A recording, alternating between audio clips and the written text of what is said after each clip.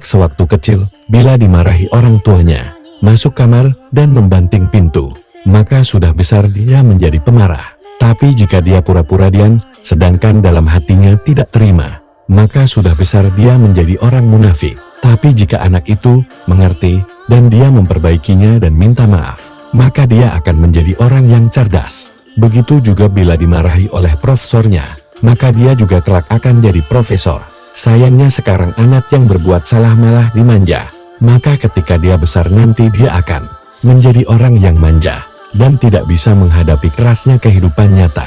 Anak yang tidak pernah diajarkan susah, kelak setelah dia besar dia akan menyusahkan orang lain.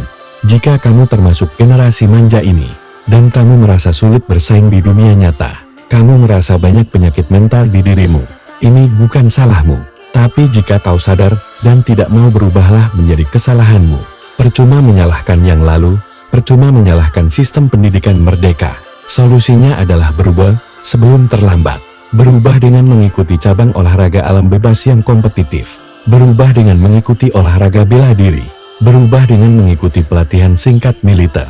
Ini alasan kenapa ada negara yang mewajibkan militer selagi mereka muda, agar terbentuk generasi muda mereka yang kuat secara fisik dan mental, agar bisa bersaing di dunia nyata. Kenapa Gen Z menjadi generasi yang paling tidak siap menghadapi konflik di dunia kerja? Hal ini disebabkan karena apa? Karena ketika dari kecil mereka tidak terbiasa menghadapi konflik. Dari kecil karena adanya helikopter atau overprotective parenting membuat anak-anak ini tidak terbiasa bersosialisasi, tidak biasa berdinamika, tidak biasa menghadapi konflik dan menyelesaikan konfliknya sendiri. Sehingga ketika di dalam dunia kerja, ketika sudah masuk dalam angkatan kerja, yang terjadi adalah ketika sedikit saja menghadapi konflik, sedikit saja mendapatkan tekanan dari atasan dan lain sebagainya, Gen Z ini tidak dapat untuk meresolusinya sendiri, tidak dapat untuk mengkomunikasikannya, sehingga banyak dari mereka yang kemudian memilih untuk pindah kerja karena alasan toxic culture di dalam lingkungan kerjanya.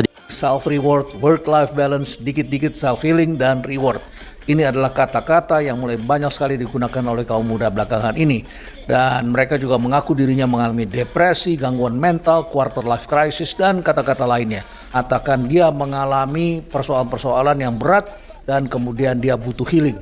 Dan healingnya sangat menarik, dia butuh cuti 6 bulan, libur ke Bali, dan lain sebagainya. Laporan terbaru Intelijen, platform konsultasi pendidikan dan karir, mengungkap data mengejutkan terkait pekerja Gen Z. Sekitar 6 dari 10 perusahaan yang disurvei melaporkan telah memecat lulusan universitas yang baru mereka rekrut tahun ini.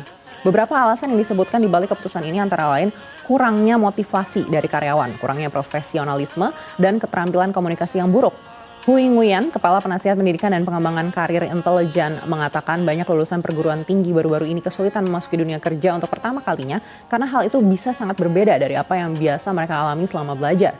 Manajer perekrutan yang disurvei juga melaporkan bahwa beberapa pekerja Gen Z kesulitan mengelola beban kerja, sering terlambat dan tidak berpakaian atau berbicara dengan pantas.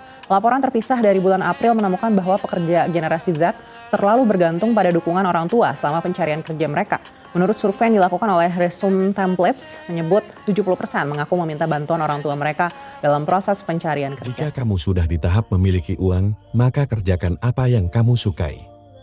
Namun, jika kamu masih di tahap mencari uang, belajarlah menyukai apa yang sedang kamu kerjakan.